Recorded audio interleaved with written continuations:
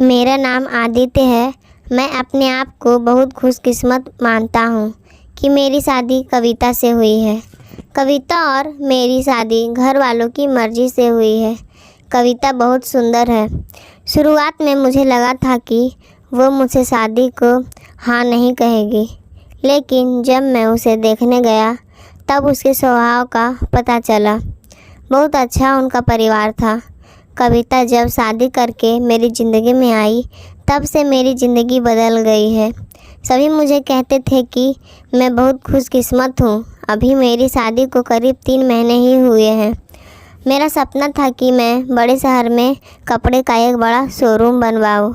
मैंने कविता को इसके बारे में बताया। कविता को पता है कि यह मेरे लिए कितना बड़ा सपना है। मैं दिन रात इसी में लगा रहता हूँ। बड़ी मुश्किल से मुझे एक जगह मिली, लेकिन पैसे बहुत ज़्यादा थे, इसलिए मैंने अपने गांव की ज़मीन बेचने का फ़ैसला किया था। ज़मीन में मेरे पिता के दूसरे भाइयों का भी हिस्सा था। इसी काम के लिए मुझे कुछ दिनों तक गांव में जाना पड़ा था। मैंने कविता को चलने को कहा, क्योंकि पता नहीं कितना समय लग सकता है, लेकिन उसने कहा कि वो अपने मायके चली जाएगी। मैंने भी सोचा कि ठीक है। कविता अपने मायके चली गई। मैं अपने गांव चला गया।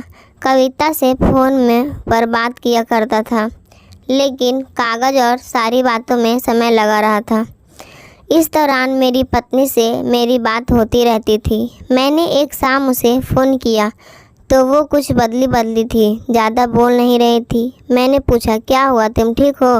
वो बोली कि मुझे आपको कुछ बात बतानी है। मैंने कहा कि बताओ, क्या बोलना चाहती हो? वो थोड़ी देर चुप रही और फिर बोली कि नहीं, अभी नहीं, मैं आपको मिलकर ही बताऊंगी। मैंने भी कहा कि ठीक है, लेकिन मुझे नहीं पता था कि मेरी ज़िंदगी में इतनी बड़ी बात होने वाली है। अगले दिन दोपहर में मैंने जब कविता को फ़ोन किया तो उसने फ़ोन नहीं उठाया। मैंने भी सोचा कि कुछ काम होगा, इसलिए मैंने उस बात पर ज़्यादा ध्यान नहीं दिया। मैं सारा दिन अपने काम में उलझा रहा। काम भी ज़रूरी था, क्योंकि वो ख़त्म करके ही मैं जल्दी से कविता के पास वापस जा सकता था। दिन भर के काम के बाद मैंने फिर शाम को कविता को फ़ोन किया, लेकिन इस बार उसका फ़ोन स्विच ऑफ आ रहा था। मैंने फिर सोचा कि शायद किसी काम से गई होगी और मोबाइल स्विच ऑफ हो गया होगा। मैंने रात फिर किया, क्योंकि दिन भर बात हो ना हो, लेकिन रात में ज़रूर बात किया करते थे। लेकिन रात में भी उसका फ़ोन स्विच ऑफ था। अब मुझे थोड़ी फिक्र हुई, लेकिन फिर मैंने सोचा कि वो उसके घर ही है। अगर कुछ बात होती तो मुझे फ़ोन आ ही जाता। थोड़ा देर बाद विचार करके मैं सो गया। मैंने सोचा कि उसके घर में किसी को फ़ोन करूं, लेकिन रात में उस समय फ़ोन करना मैंने उचित नहीं समझा, इसलिए मैं सो गया। सुबह उठते ही मुझे यही ख्याल आ रहा था कि मैं कविता से बात करूं। सुबह भी मैंने फ़ोन किया, लेकिन अभी भी वही बात, उसका फ़ोन स्विच ऑफ ही था। अब मैंने उसकी मम्मी को फ़ोन किया, लेकिन उन्होंने भी मेरा फ़ोन नहीं उठाया। अब मुझे थोड़ी फिक्र होने लगी थी क्योंकि किसी से भी मेरी बात नहीं हो रही थी। करीब 3 दिन तक ना कविता का फ़ोन आया, ना उसकी माँ। में अपने काम में लगा रहा। फिर एक शाम मेरी सास का फ़ोन आया। मैंने पूछा कि कविता कहाँ है? वो बोली, कविता अपनी एक चचेरी बहन की शादी में गई है, शायद वहाँ नेटवर्क नहीं होगा, इसलिए बात नहीं हो पा रही है। मैं भूल गया था कि कविता ने मुझे बताया था कि वहाँ जाने वाली है। मेरी चिंता थोड़ी कम हो गई और मैं वापस अपने काम में लग गया।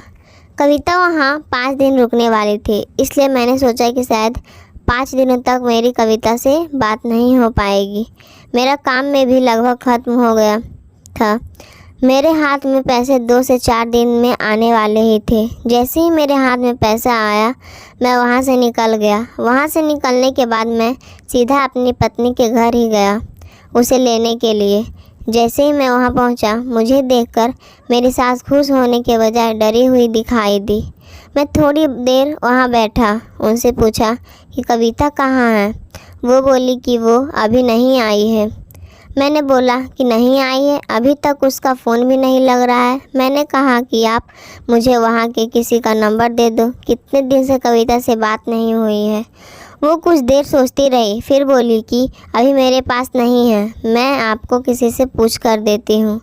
करीब 8 दिन हो गए थे मुझे कविता से बात की। उसका फ़ोन स्विच ऑफ क्यों है? साथ उसका फ़ोन काम नहीं कर रहा हो तो वो किसी के फ़ोन से भी बात कर सकती, लेकिन उसने मुझसे बात नहीं की। मैंने सोचा था कि जब वो आएगी तो उसे ज़रूर डांटूंगा। मेरी सास का फ़ोन नहीं आया। करीब 12 दिन हो गए मैं उनके घर वापस गया, लेकिन अब वो भी घर पर नहीं थे, ना ही मेरा फ़ोन उठा रही थी। अब मेरे मन में बहुत सारे विचार आने लगे कि आखिर बात क्या है जो कविता और उसके घर वाले मुझसे छिपा रहे हैं। मैंने उन्हें मैसेज किया कि अब मैं पुलिस के पास जाऊंगा। मेरी इसी धमकी के साथ वो डर गई और उनका फ़ोन आया। बोली कि बेटा, मैं तुम्हें कुछ बताना चाहती हूँ, तुम घर आ जाओ। अब मेरी चिंता बढ़ती जा रही थी। ऐसी क्या बात है जो यह सब मुझसे छिपा रहे हैं? मेरी पत्नी ने मुझसे 20 दिनों से बात नहीं की थी। मैं अगले दिन उनके घर गया। मेरी सास का मुंह उतरा हुआ था। मैं बहुत गुस्से में था। मैंने जाते ही उन्हें ज़ोर से चिल्लाते हुए पूछा कि कहाँ है कविता? मेरी सास मुझसे बोली कि बेटा, अब मैं जो तुम्हें बताने वाली हूँ उस पर तुम्हें विश्वास नहीं होगा, लेकिन यह ही सही है। वो बोली कि कविता किसी के साथ भाग गई है। मुझे मेरे कानों पर विश्वास नहीं हुआ कि मैंने क्या सुना। मैंने बोला, आप कुछ भी बोलेंगे और मैं मान जाऊंगा। वो बोली, बेटा, यह सच है, तुम्हारी शादी के पहले उसका एक प्रेम प्रसंग था। जब वो वहाँ गांव में अपनी बहन की शादी में गई तो उसे वो वहाँ मिल गया और वो मौका देखकर वहाँ से भाग गई। मैं जानती हूँ कि तुम उसे बहुत प्यार करते हो, लेकिन अब यही सच है, तुम उसे भूलना होगा। हम लोग पुलिस के पास नहीं गए, नहीं तो बदनामी होगी, इसलिए हम इस बात को तुमसे छिपा रहे थे।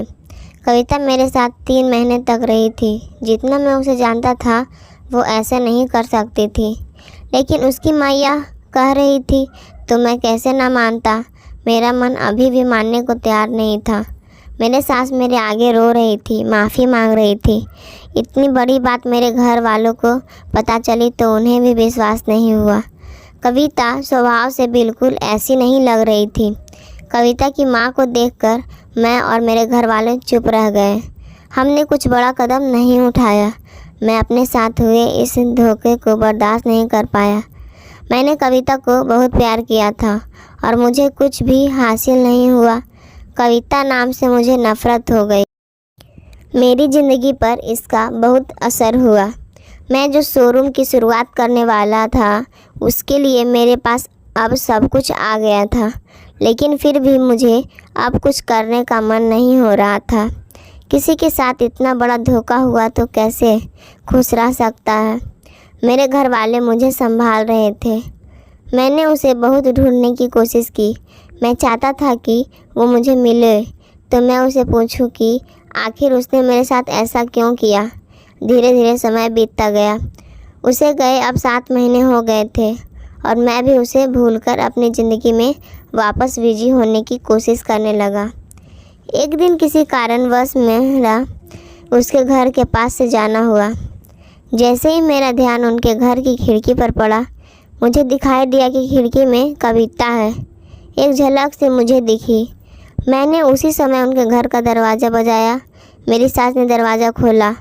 वो मुझे देखकर डर ही गई। दरवाज़ा खुलते ही मैं अंदर जाने लगा। मेरे सास ने मुझे रोका, लेकिन मैं नहीं माना। अंदर मैं कमरे में गया तो कविता को देखकर हैरान रह गया। कविता व्हील चेयर पर बैठी थी। कविता ने मुझे देखा और उसकी आंखों में आंसू आ गए। मैंने पूछा, यह क्या हुआ?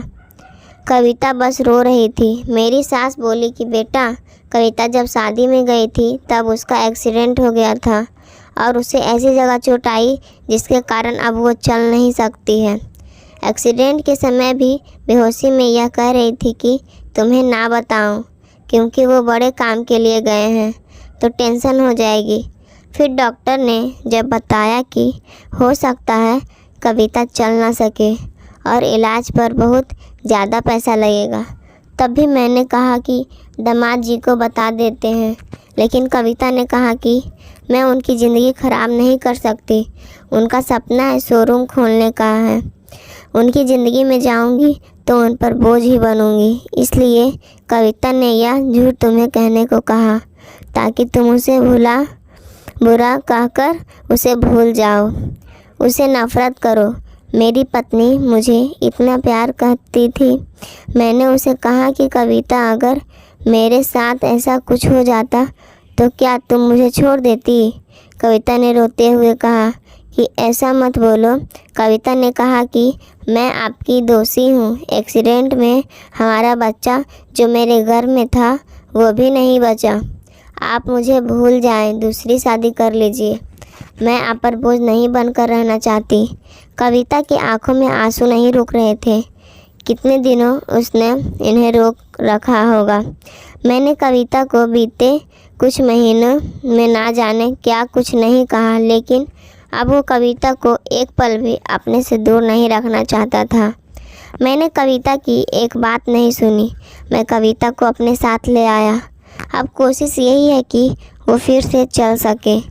मैंने मेरा शोरूम बेच दिया और अच्छे से अच्छे अस्पताल में कविता को दिखाया है। उम्मीद की किरण दिखाई दे रही है। बस मैं यही चाहता हूँ कि वो फिर से अपने पैरों पर खड़ी हो जाए। दोस्तों, आज की इमोशनल कहानी आप सबको कैसी लगी हमें ज़रूर बताएं।